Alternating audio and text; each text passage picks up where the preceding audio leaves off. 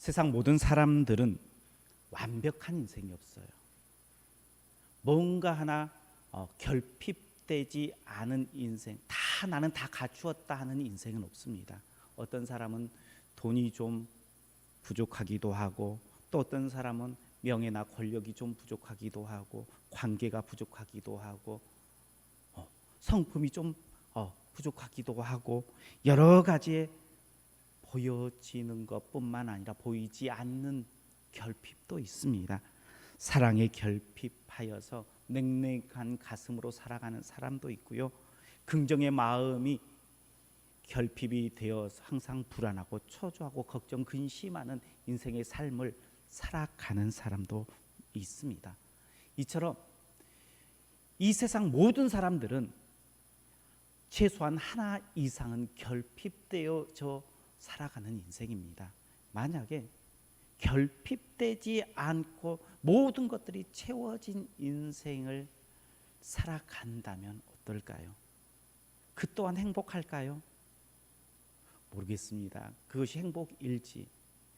우리의 결핍이 있어서 이 결핍을 누군가 채워주는 것, 이것이 어쩌면 가장 큰 행복이 아닐까라고 생각해요. 모든 것을 다 갖춘 사람의 행복보다 나 혼자서 모든 것을 이루는 것이 아니라 함께 이루어가는 것이 훨씬 더 행복한 인생의 삶을 살아갑니다.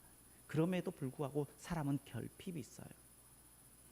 하버드 대학의 샌딜 교수와 사퍼 교수가 이런 책을 썼습니다. 결핍은 우리를 어떻게 변화시키는가라는 책을 썼는데, 그 책의 결핍이 우리의 삶을 어떻게 올가매는지를 설명하는 부분이 나오는데, 이렇게 이야기합니다. 결핍은 우리 정신을 사로잡아 가장 급한 문제만 집중하게 만드는 터널링 현상을 일으킨다라고 말하고 있습니다. 터널링 현상은 사람이 터널에 딱 들어가면, 갇히면 중요한 것들은 보지 못하고 눈에 앞에 보이는 것만 보게 되어지는 현상이라는 것입니다. 그래서 봐야 할 것들을 제대로 보지 못하고 항상 불안하고 초조한 인생을 살아가는 것, 결핍에 매이면 이러한 터널링 현상 가운데 사로잡혀 살아가는 인생이 되고 맙니다. 그렇지만 모든 인생이요, 결핍하다고 해서, 부족하다고 해서 항상 터널링 현상에 사로잡힌 인생은 아니에요. 어떤 이들은 자족하는 마음을 가지고 또 함께하는 이들과 함께 그 결핍을 이겨내고 감사와 기쁨으로 행복의 삶을 살아가는 사람들도 많다는 거예요. 우리 성도님들은 어떻습니까? 우리 성도님들은 어떠한 일들을 당했을 때에 없는 것이 내 눈에 더 먼저 들어옵니까? 아니면 내게 있는 것이 더 크게 보입니까? 내 인생은 어떤 곳에 더 초점이 맞춰져 있습니까? 결핍에 매여 있는 인생입니까? 아니면 결핍을 이겨나가는 인생입니까? 봐야 할 것들을 보는 것, 이것이 우리가 하나님 앞에서 누려야 될 모습입니다. 우리 옆에 분들과 함께 인사하겠습니다. 보는 눈을 가져야 행복합니다. 보는 눈을 가져야 행복해요. 이 시간에도 우리가 없는 것에 마음 뺏기지 말고, 우리가 드리는 이 예배를 하나님께서 받으신 줄 믿고 하나님께서 이곳에 계심을 보고 기뻐하며 감사함으로 예배하는 우리 성도님들 모두가 되시길 주님의 이름으로 축복합니다. 모든 사람들은 부족한 가운데에 있는데, 그것이 육적인 부족함만 있는 것이 아니라 영적인 부족함도 있습니다. 예수님을 믿는 사람도요, 결핍해요. 예수님을 믿었다고 해서 다 만족한 인생을 살아가는 것은 아닙니다. 그래서 부족함이 있어요. 오늘 본문의 말씀에서도 보면 제자들의 부족한 부분들이 나오고 있습니다. 제자들이 부족함이 무엇이고 결핍이 무엇임을 보면서 우리의 자신들, 내 안의 부족함을 바라보고 이 부족함을 어떻게 채워야 할지 은혜 받고 결단하는 시간 되시길 주님의 이름으로 축복합니다. 먼저는 제자들에게 믿음의 결핍이 있었습니다. 예수께서 변모산에 가 있는 동안에 귀신 들린 아들을 둔 부모가 예수님을 찾아옵니다. 그런데 예수님께서 변모산에 출타하셨기 때문에 예수님께서 계시지 않아요. 그래서 그곳에 있는 제자들에게 내 아들의 이 귀신 들려 있는 귀신을 쫓아내달라라고 요청을 하게 되어집니다. 그런데 제자들이 이 귀신을 쫓아내지 못해요. 그리고 예수님께서 돌아오자 아이의 아버지가 예수님께 이렇게 이야기합니다. 당신의 제자들에게 요청했지만 헛수고였습니다 하면서 원망 섞인 이러한 말투를 쏟아냈습니다. 그때 예수님께서 제자들에게 왜 이 아이에게서 귀신을 쫓아내지 못했는가를 말해주는 구절입니다. 우리 41절 말씀 한번 같이 보겠습니다. 41절입니다. 예수께서 대답하여 이르시되 믿음이 없고 배역한 세대여 내가 얼마나 너희와 함께 있으며 너희에게 참으리요 내 아들을 이리로 데리고 오라 하시니 아멘. 그 원인이 믿음에서 찾았다는 거예요. 믿음이 없는 패역한 세대요. 믿음의 결핍이 일어나면 하나님의 능력의 삶을 살지 못해요. 예수님의 제자이고요, 하나님을 믿는 믿음의 백성, 우리에게 가장 중요한 것이 있다면 바로 이 믿음일 거예요. 예수님의 제자들이 예수님을 따라다니면서 가장 갖춰야 될 덕목이 있다면 이 믿음이었을 거예요. 그런데 이 믿음의 결핍이 제자들에게 있었다는 것입니다. 그런데 하나님께서는 이 믿음을 가지고 많은 일들을 행하십니다. 예수님께서 병자를 고치실 그때에도요, 믿음을 보시고 고치신 적이 너무나 많습니다. 마태복음의 8장에 보면 백부장의 종이 병에 걸려서 백부장이 예수님을 찾아온 이야기가 나옵니다. 그때 예수님께서 백부장의 종을 고치실 때에 이렇게 말씀하십니다. 내 믿음대로 될지어다. 믿음을 보시고, 백부장의 믿음을 보시고 그 종의 병을 고치십니다. 마태복음 9장에 보면요, 소경을 고치실 때에도요 이렇게 말씀하십니다. 내 믿음대로 되라. 믿음을 보신다는 거예요.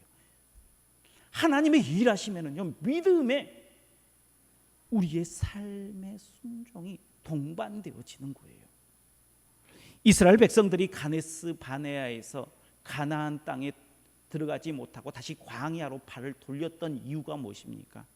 이 또한 하나님의 약속의 말씀을 믿지 못하는 결과입니다. 믿음이 문제예요. 그런데 제자들이 그 믿음이 부족했어요.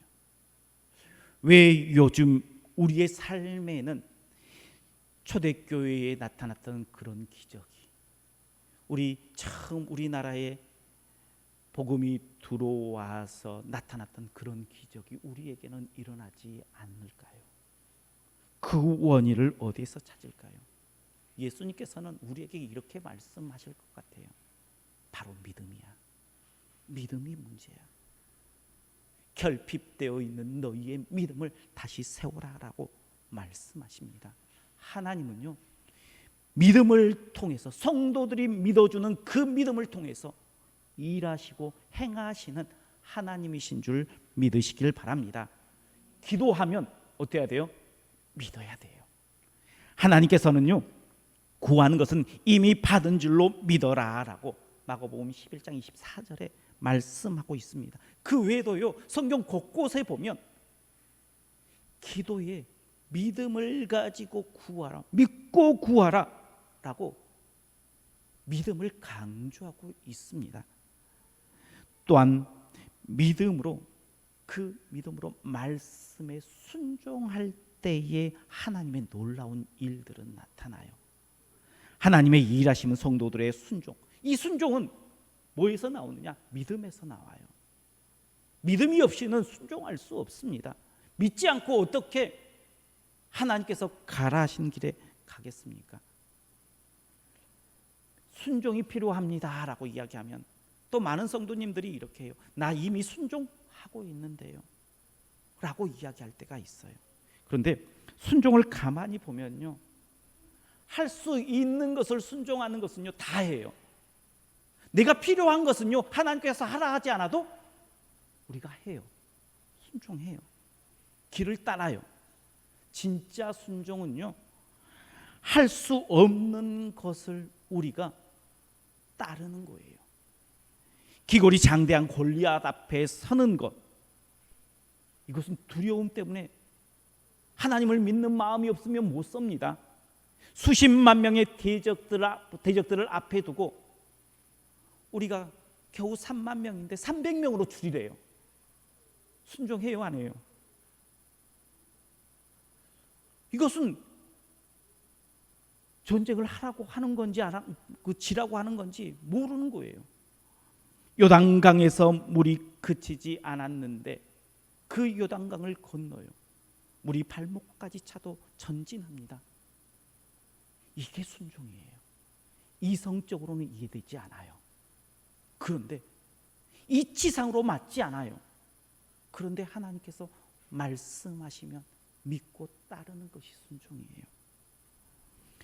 그런데 우리 안에 이러한 순종이 부족해요. 왜요? 우리 안에 믿음이 결핍되어 있기 때문에, 하나님을 의지하고 믿는 믿음이 결핍되어 있기 때문이에요. 제자들에게도 지금 우리들에게도 하나님께서 너희가 하나님의 일하심을 보지 못하는 것, 그것은 너희의 믿음 때문이다. 믿음의 결핍을 이야기해 주고 있습니다. 두 번째는 겸손의 결핍입니다. 요즘 겸손하라 말하면 좀 어리숙한 그러한 모습처럼 비칠 수 있습니다. 그래서 겸손보다는 배짱을 더 가져라라고 이야기합니다. 요즘에는 자기 PR 시대여서 자기를 드러내야 돼요. 자기를 겸손하게 낮추면요, 이 세상 살아가기가 참 힘든 시대입니다.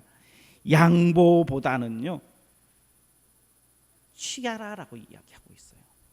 우리 자녀들에게 겸손하라라고 가르치기보다는 좀 영악하게 내 것을 취해라라고 가르치잖아요. 안 그런가요? 말은 겸손하라고 이야기해요. 그런데 바람은 겸손하길 원해요? 아니면 좀 영악한 그러한 자녀들이 되길 원합니까? 우리는요, 어쩌면 겸손을 이야기하면서 겸손이 지금 이 시대와 맞지 않다라고 이야기를 합니다. 그러면 그 겸손이 능력이 될 수 있을까요? 예수님의 제자들은 누가 더 큰가를 가지고 옥신각신 싸웁니다. 예수님께서 왕이 되면 내가 더 높은 자리에서 예수님을 보좌할 거야. 내가 더 높아. 아니야, 너는 이게 부족해. 내가 더 나아 하면서 옥신각신합니다. 어쩌면요, 지금 우리가 생각해 보면 당연한 모습일지 몰라요. 그렇잖아요. 이 세상에서 인정받고 승진하고 싶지 않은 사람이 있을까요? 명예, 권력 안 줘서 못 갖는 거지, 주면 다 얼씨구나 하고 취하는 게 이 세상의 지금 흐름입니다. 어쩌면 우리의 모습도 좀 더 높은 자리에 위치를 가서 해라라고 하면 좋아하지, 안 줘서 문제이지 주기만 하면 하겠다라고 이야기할 것입니다. 그런데 예수님께서는 높아지려면 낮아져야 된다라고 이야기하고 있어요. 우리 48절 말씀 한번 같이 보겠습니다. 48절입니다. 그들에게 이르되 누구든지 내 이름으로 이런 어린 아이를 영접하면 곧 나를 영접하며 또 누구든지 나를 영접하면 곧 나를 보내신 이를 영접함이라. 너희 모든 사람 중에 가장 작은 그가 큰 자니라. 아멘. 높아져 섬김을 받기를 원하는 것은 모든 사람들이 다 원하는 거예요. 그런데 누구도 섬기려 하지는 않습니다. 제자들에게 그런 너희가 높아지려면 영접하라는 거예요. 영접하는 자는요, 높은 사람들을 대접하는 거예요. 낮아지는 거예요. 작은 자가 큰 자다라고 이야기하고 있습니다. 그래서요, 겸손해져라는 거예요. 제자들은 높아지기를 원했지 세상의 기준에 맞춰져 있지 예수님의 기준에 맞춰져 있지 않았어요. 그런데 종은요, 겸손할 필요가 있어요, 없어요? 종은 그냥 종의 자리에서 일하는 것이 내 일이니까 겸손해질 것이 아니라 그게 내 일인 거예요. 겸손은요, 절대 맨 밑바닥에 있는 사람들이 할 수 있는 그런 성품이 아니에요. 겸손은 어떤 사람이 겸손할 수 있는 거예요? 높아져 있는 사람이 겸손할 수 있는 거예요. 아무것도 없는 사람은요, 겸손하고 싶어도요, 겸손해질 수가 없습니다. 겸손은 누가 할 수 있느냐? 가진 자가 하는 거예요. 강한 자가 하는 거예요. 높은 자가 하는 것입니다. 높은 자의 그 위치에 있는 사람이 겸손할 수 있습니다. 그런데 우리는 그러면 가진 자입니까? 아니면 없는 자입니까? 높은 자입니까? 아니면 낮은 자입니까? 우리의 모습은 어때요? 우리는 누구예요? 하나님의 자녀예요. 하나님은 누구입니까? 천지를 창조하시고 전지전능하신 분이에요. 그분이 우리를 향해서 뭐라고 해요?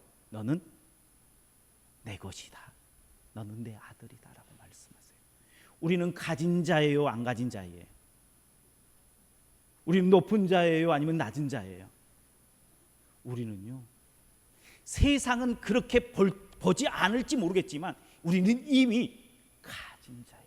많은 것을 누리고 있는 하나님의 자녀예요. 그러면 그러한 백성에게 하나님께서는요, 뭐라고 이야기하시냐? 겸손하라고 이야기해요.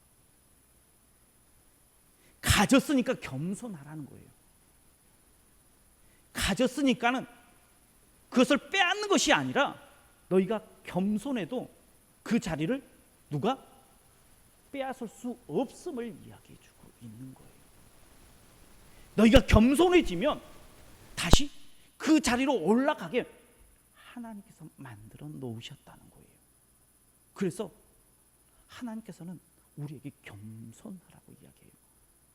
세상은요, 세상의 기준으로 보면 가진 것이 없어요. 그러니까는 자기를 PR해야 돼요. 자기를 내세워야 돼요.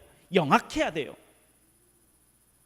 그래야지 높아질 수 있기 때문이에요. 그런데 우리는 이미 가진 자예요. 높은 자예요. 그래서 하나님께서 우리에게 겸손하라는 거예요. 그런데 제자들은 아직 그 은혜를 깨닫지 못하고 어떻게 합니까?